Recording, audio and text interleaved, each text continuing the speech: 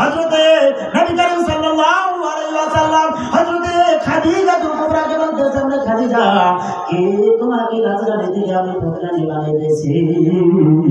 এই আয়াতের জিন্দেগিতে তুমি খাদিজা আমার সাথে ঘর সংসারের মাধ্যমে কোনোদিন কিন্তু চাও নাই, ভালো একটা কাপড় চাও নাই, ভালো একটা খানা চাও নাই, ভালো একটা ঘরে থাকতে চাও নাই রে খাদিজা। তোমার সমস্ত কিছুই ছিল, তুমি খাদিজা আমি মুহাম্মাদের কাঁধে আল্লাহর রাস্তায় তুমি সব খরচ করে দিয়েছো। বাবাজিরা আমার বারো সময় করে লাগো, হে খাদিজা তুমি খাদিজা আমি মুহাম্মাদের জন্য এত কিছু করেছো। খাদিজা ছেড়ে দাও আমি মুহাম্মদ তুমি খাদিজাকে দিয়ে দিব। নবী সাল্লাল্লাহু আলাইহি ওয়াসাল্লামের স্ত্রী হযরত খাদিজা কুবরা রাদিয়াল্লাহু তাআলা বলতেছে, ইয়া রাসূলুল্লাহ ইয়া হাবিবাল্লাহ নবী গো, আপনি খাদিজা যখন ইন্তেকাল করব আমার জন্য আপনি ওই বাজার থেকে সাদা কাপড় কিনে আনবেন না, কাপড়ের কাপড় আপনার না করবি, গোলাপ জল আর লাগবে না, আমার জন্য কি লাগবে না, বরফল আনা লাগবে না, কোনো কিছুর দরকার নাই গো নবী। আমি খাদিজাকে আপনি নবীর জুব্বা মোবারক দিয়ে কি করে দিলেন, টিকেট করে ওই কবরে রাখবেন। সুবহানাল্লাহ। বাবাজিরা আমার দ্বিতীয় চাওয়াটা উঠেছেন, হযরত খাদিজা বলতেছেন, ইয়া রাসূলুল্লাহ ইয়া হাবিবাল্লাহ নবী গো, মানুষ যখন দাফন কাফন করবে, দাফন কাফনের আগে আপনি নবী কি করবেন, ওই কবরের জমিনে নামবেন। নবী নবী আপনি কি করবেন, কবরের মাঝে একটু হাসার করবেন, কবরের চারপাশে একটু হারিবেন। আল্লাহর নবী বললেন ঠিক আছে আমি হারব। আল্লাহর নবীর স্ত্রী হযরত খাদিজা বলতেছেন, ইয়া রাসূলুল্লাহ ইয়া হাবিবাল্লাহ, ও নবী যে মানুষ যখন আমি খাদিজাকে ওই কবরের মাঝে দাফন কাফন করে চলে আসবে, আপনি নবী আসবেন না, আপনি নবী কি করবেন, আমার কবরের কিছু একটা দূরে যাইয়া দাঁড়িয়ে থাকবেন। নবী সাল্লাল্লাহু আলাইহি ওয়াসাল্লাম বলেন, নিশ্চয় আমি কি করব, দাঁড়িয়ে থাকবো। কিন্তু রে খাদিজা আমি দাফন আপনি কি করবো না, তোমার জন্য কাপড়ের কাপড় আনবো না, আমি নবীর জুব্বা মোবারক দিয়া তোমাকে পিঠে করে ওই কবরের জমিনে রাখবো। কারণটা কি? নবী সাল্লাল্লাহু আলাইহি ওয়াসাল্লামের স্ত্রী হযরত খাদিজা বলেন, ইয়া রাসূলুল্লাহ ইয়া হাবিবাল্লাহ নবী গো, আমার ডর হয় আমি খাদিজা ডরাই ওই কবরের মধ্যে আমি খাদিজার জন্য কোন অবস্থা হয়ে যায়, আমি একটা সাহস রাখতে পারবো আমার ডিসেম্বরিতে আপনি রবের জুব্বা মোবারক যদি কি তাকে পেটের হয়ে থাকে ওই কবরের মাধ্যমে আমাকে সাথে স্পর্শ করবে না, বিচ্ছু স্পর্শ করবে না, আমার ওই কবরে আযাব হবে না। বলছি সুবহানাল্লাহ। দ্বিতীয় কারণ, আমি কবরের জমিনে নামবো, আমি কবরের চারপাশে দিয়ে ঘোরাঘুরি করবো। কারণটাকে হযরত খাদিজা বলেন, ইয়া রাসূলুল্লাহ ইয়া হাবিবাল্লাহ আপনি নবীর মুখে শুনেছি যে ব্যক্তি একটা ঘোরাঘুরি করবে গো, ওই ব্যক্তিকে যখন কবরের জমিনে রাখা হবে, কবরের জমিন চারপাশ থেকে চাবি আসবে, চাবি শুধুই আসবে না রে বন্ধু, এত জোরে চাবি আসবে, এত জোরে চাবি আসবে, আপনার পাগলের আরটাও আমার পাগলের আরটা যদি গুনার খাতা যদি ভারী হয়ে যায়, গুনাহ যদি বেশি হয়ে যায়, একদম একে পাগলের হার আর একটা পাগলের সাথে এরকম করে গিল লাগাইয়া দিবে। তাহলে আমার ভাইরা হযরত নবী করিম সাল্লাল্লাহু আলাইহি ওয়াসাল্লাম বলেন, তৃতীয় নম্বর কারণটাকে হযরত খাদিজা বলতেছেন, ইয়া রাসূলুল্লাহ ইয়া হাবিবাল্লাহ নবী গো, তৃতীয় নম্বর কারণ হলো আপনি নবীর মুখে শুনেছি মানুষ যখন কি হয়ে যায়, দাফন কাফন করে চলে যায়, ওই কবরে মুনকার নাকির দুইটা ফেরেশতা চলে আসে। মুনকার নাকির প্রশ্ন করে, মান রব্বুকা মান নাবিয়্যুকা মা দীনুকা, হে মুর্দা হে মাইয়্যিত জিন্দা হয়ে যাও, জিন্দা হয়ে হওয়ার পরে প্রশ্ন করে তোমার রবকে, তোমার নবীকে, তোমার দিন মানে ধর্মকে। হে ইয়া রাসূলুল্লাহ ইয়া হাবিবাল্লাহ নবী গো, আমি খাদিজার কবরে মুনকার নাকির দুইটা ফেরেশতা আসিয়া যাবে, আমি খাদিজাকে কি করবে প্রশ্ন করবে, মান রব্বুকা মান নাবিয়্যুকা মা দীনুকা, আমি খাদিজা কি করি বলতে, আমি খাদিজা ডরাই, আমি মুনকার নাকিরের সওয়ালের জবাব দিতে পারবো কি পারবো না।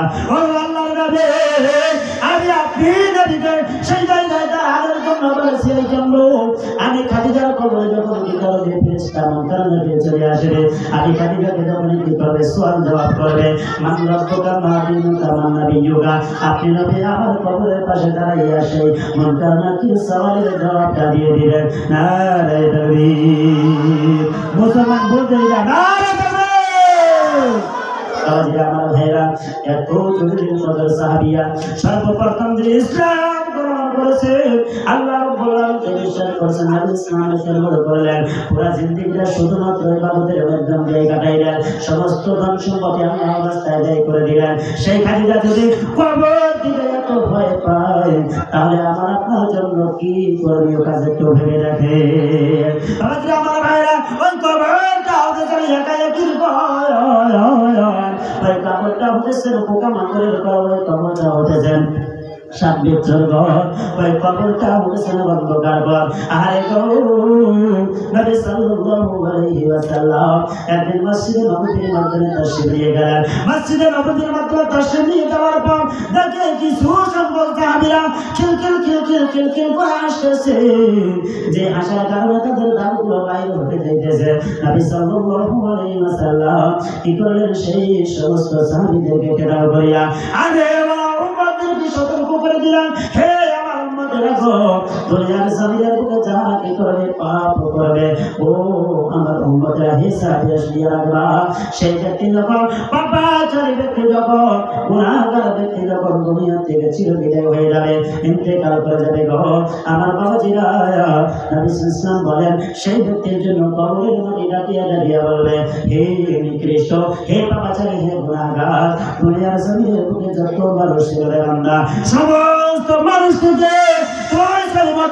তুই পরিবর্তে তুই আব্দুর রহমান তুই আব্দুল কুদ্দুস আমি কবরের মাটির কাছে কি ছিলি নিকৃষ্ট ছিলি তুই আব্দুল কুদ্দুস কি ছিল আমার কাছে পাওয়া চাইছিলি আজকে যখন তুই আব্দুল রহিমকে কি করা হয়েছে আমি কবরে কি করা হবে পেটের মধ্যে রাখা হবে আমি কবরে সংগ্রহ করা হবে এ পাপাচার তুই কি জানতে পারবি টের পাবি আমি কবরের ভয়াবহতা আমি কবরের ব্যবহার টের পাবি বাবাজি আমার ভাইরা হাদিস পাকের দ্বারা পাওয়া যায় হাদিস পাকের মাধ্যমে লেখা আছে সেই ব্যক্তির বাম পাশে একটা দরজা খোলা হবে সেই দরজা দিয়া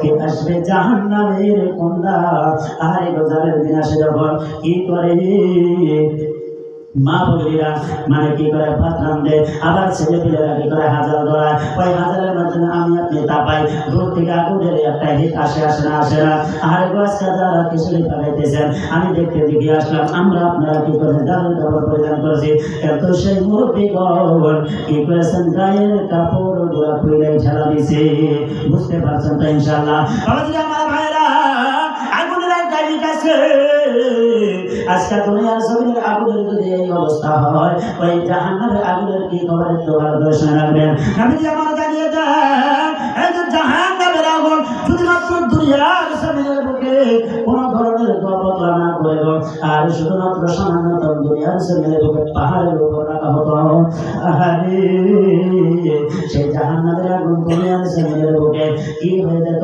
দুনিয়াটা পৃথিবীটা মাটিটা ছিদ্র করে জাহান্নামের আগুন জাহান্নামে পৌঁছে যাইত ভালো করে শোনা করে জানাবে ও বাবাজি আমার সেই বাবাজির জন্য সেই বাবাজির জন্য সেই গুনাহগারের জন্য ওই বাবাটাকে কি করা হবে জাহান্নামের দরজা খুলে দেওয়া হবে জাহান্নামের আযাব করে শাস্তি সেই কবরে পৌঁছিবে আর সে ভাইয়া কিয়ামত পর্যন্ত ওই কবরে শুয়ে জাহান্নামের আযাব ভোগ করবে নবীজি আমার জানিয়ে দেন হে আমার সাহাবীরা হে উপস্থিত সাহাবীরা হে আল্লাহর কওমেরা হে আল্লাহর উম্মতরা গো শুনে একবার জানিয়া রাখবা মানুষ যখন কি করে আমল করে ভালো আমল করে ভালো আমল করতে দুনিয়ার জমিন দিকে নিঃশ্বাসখানি বাড়িটা ত্যাগ করে গো বাড়ি যখন সে হয়ে যায় তাকে যখন ওই কবরের জন্য রাখা হয় কবরের মাটি সেই নেককার বান্দার জন্য জন্য সালেহ বান্দার জন্য সুসংবাদ জানিয়ে দেন। কি সুসংবাদ জানিয়ে দেন? হে ভাই, হে আমার বন্ধু, হে আমার পার্টনার, দুনিয়ার জমিনের বুকে যত মানুষ ছিল রে বন্ধু, সমস্ত মানুষের চাইতে তুমি বন্ধু আমার কাছে প্রিয় ছিল রে বন্ধু। তুমি বন্ধু আমার কাছে সব থেকে ভালো ছিল। আজকে যখন তুমি বন্ধু আর একটা বন্ধুর কাছে আসবা, তুমি বন্ধুকে যখন আমি কবরের বাড়িতে রাখবো রে বন্ধু, ও বন্ধু, তোমাকে যখন আমি মাটির সুবল করা হবে রে, তুমি বন্ধু আমি মাটির কি বাবা ভালো ব্যবহার পাইবা না রে তুমি। ওই কবরের মাটিতে যখন কি করা হবে, সালে ব্যক্তিকে রাখা হবে, নেককার ব্যক্তিকে রাখা হবে গো। এবার সে নেককার ব্যক্তির জন্য কবরটা তো কান্দ ময়দান হয়ে যাবে। সুবহানাল্লাহ। হাদিস পাকের মাধ্যমে এসেছে সেই ময়দান ব্যক্তির দৃষ্টি শক্তি যত দূর পর্যন্ত যাবে গো, যত দূর পর্যন্ত যাবে তত দূর পর্যন্ত কবরটা পুরো কান্দ ময়দান হয়ে যাবে। চিৎকার দিয়ে বলছি সুবহানাল্লাহ। বাবাজিরা আমার ভালো করে বাজে লাগবা, সেই ব্যক্তির জন্য ডান পাশে কি করা হবে? একটা দরওয়াজা খুলে দেওয়া হবে। এবার সেই দরওয়াজা দিয়া কি হবে? ওই জান্নাতি সুগন্ধি হাওয়া, ভালো হাওয়া, বাসনা হাওয়া, শরীরের পক্ষে ভালো। আমার বাবাজিরা সেই হাওয়াটা আসতে রাখবে। এবার সেই সালেহ ব্যক্তি, সেই নেককার ব্যক্তি ওই কবর থেকে কি করবে? সেই জান্নাতি হাওয়া মানে কিয়ামত পর্যন্ত শুনতে থাকবে। সুবহানাল্লাহ। তাই ভাই হাত রেখে বলবো, এই দুনিয়ার জমিনের বুকে আল্লাহ রাব্বুল আলামিনের দাসত্ব করার চেষ্টা করব, দাসত্বই করব, চেষ্টা আবার কিসের করাই লাগবে। বাবাজি আমার ভাইরা, দুনিয়ার জমিনের যত ঝামেলা আছে, দুনিয়ার জমিনের বুকে যত মুসিবত আছে, এই সমস্ত কার্যসূচি আমার আপনার তো বহন করতেই হবে। কিন্তু এই সমস্ত কার্যসূচি যদি আমি আপনি বহন করতে গিয়া ওই আল্লাহ রাব্বুল আলামিনের যদি আমি আপনি ভুলে যাই, আমার ভাইরা, আমার বন্ধু, ওই কবরটা কিন্তু আমার আপনার জন্য কি হয়ে যাবে? জাহান্নামের গর্ত হয়ে যাবে। বাবাজি আমার ভাইরা, ভালো করে শোনার চেষ্টা করবে। আজকে যে দুনিয়ার জমিন থেকে যখন বাবা ছেলেকে অন্ধকার কবরে শুয়ে, বাবা ছেলেকে যখন অন্ধকার কবরে শুয়ে দিবে বন্ধু, ভালো করে শোনার কোনো ছেলে রাখুন। এবার যদি সেই ব্যক্তি বাবা ছেলে হয়, তার জন্য জাহান্নামের দরজা খুলে দেওয়া হবে। তার জন্য কবরের মাটিটা কি আসবে? চাপিয়ে আসবে। তার জন্য একটা সামনে কেউ দেওয়া হবে। সেই সাপটা যদি দুনিয়ার জমিনের বুকে নবী সাল্লাল্লাহু আলাইহি ওয়াসাল্লাম বলেন কেবলমাত্র একবার কি করবে? নিঃশ্বাস বের করো, তাহলে কিয়ামত পর্যন্ত আজকে যে আমরা ধান খেত লাগাই, আমরা কি করে পাট লাগাই, আমরা নানান জাতি ফসল উপভোগ করতেছি, সেই সাথে বিষের কিরিয়ায় কিয়ামত পর্যন্ত দুনিয়ার জমিনের বুকে কোনো ফসল জন্মিত না। বাবাজি আমার, সেই কবরে সাপ আসবে, ওই সাপ প্রত্যেকদিন শুয়ে করতে একবার করে একবার 70 বার সকল মারবে। সেই সাপ সকল মারবে, এত বিষাক্ত হবে, এত বিষাক্ত হবে, বিষ খাইতে খাইতে খাইতে খাইতে সহ্য হবে না, সহ্য হবে না। বাবাজিরা আমার ভাইরা, সেই কবরটা কিন্তু একা একা ঘর, সেই কবরটা কিন্তু একা একা ঘর। আমার আপনার সাথে আমার বন্ধু যাবে না, আমার আপনার মা সম্মান যাবে না, আমার আপনার ভাই বোন যাবে না, কি যাবে না, আত্মীয় স্বজন যাবে না। আবার আমার ভাইরা তাই পায়ে হাত লাগিয়ে বলবো, ওই যে যখন ওয়াক্তে ফজরের সময় মুয়াজ্জিনের সালাতু খায়রুম মিনান নাওম, আমি আপনি ঘুম থেকে জাগিয়ে যাই, আল্লাহর হুকুম নামাজটা আদায় করি, নামাজটা আদায় করে আমি আপনি কার্যসূচিতে লাগিয়ে যাই। দেখবেন আমার আল্লাহ আমার আপনার সেই কর্মের মধ্যে বরকত দান করে দেবে। সুবহানাল্লাহ। কিন্তু আমার আপনার মাধ্যমে এরকম বান্দা রয়েছে, আরে গো সারা দিরাত মোবাইল থেকে সারা দিরাত গল্প গুজারে কাটিয়ে দেয়, ওই ওয়াক্তে ফজরের সময় যখন হয় মোবাইলটা ছাড়িয়ে দেয়, গল্প গুজারে ছাড়িয়ে দেয়, এবার একটু ঘুমায়। ওই যে একটু ঘুমানোর বাহানা করে 10টা 9টা 8টা পর্যন্ত ঘুম পারে। তোমার কি ওই কবরের ভয় আসে না? তুমি কি ওই কবরকে ভয় পাও না? তুমি কি মুনকারাতের সওয়ালের জবাবকে ভয় পাও না? ও ভাই, শুনিয়া রাখবা, শুনিয়া রাখবা, ওই অন্ধকার কবরে যখন আমাকে আপনাকে সবেরে আমাকে আপনাকে কিন্তু প্রশ্ন করা হবে। ভাই হাত রাখিয়া বলবো, আমি আপনি আল্লাহর হুকুম নামাজটা আদায় করার চেষ্টা করব।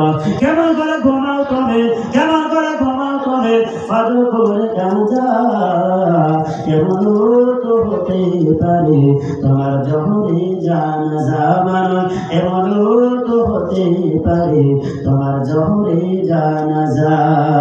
মুসলিম হয় না জন্ম নিলে মুসলমানের ঘরে, কাফির মুমিন তফাৎটা হয় সালাতের উপরে রে মানুষ, সালাতের উপরে। এ জীবনে সালাত যেন, এ জীবনে সালাত যেন হয় না তবু কাজা, এগুলো তো হতে পারে তোমার জহরে জানাজা। বেনামাজের আশা কবরেতে রাখিবে যখন, বিষাক্ত সাপের সবল মারবে রে তখন, বিষাক্ত সাপের সবল, বিষাক্ত সাপের সবল বেনামাজের সাজা, এমনও তো হতে পারে তোমার জহরে জানাজা। এমনও তো হতে পারে তোমার জহরে জানাজা। ও মা ও বোনেরা, আপনাদের জন্য আমার পবিত্র সরব দিয়ে যাই। ও মা, আমার আপনার কবর কিন্তু আমার যাবে, আমাদের সাইডটা ভালো হবে না এটা খারাপ হবে, আমাদের সাইডটা যদি ভালো হয়ে যায় নবী সাল্লাল্লাহু জানিয়ে দেন কবর হোগা তুম দিল দিয়া যে জান্নাত, কবরটা জান্নাতের টুকরা নাই বা জাহান্নামের গর্ত। যদি ভালো আমল হয় কবরটা আপনার জন্য কি হয়ে যাবে, জান্নাতের বাগিচা হয়ে যাবে।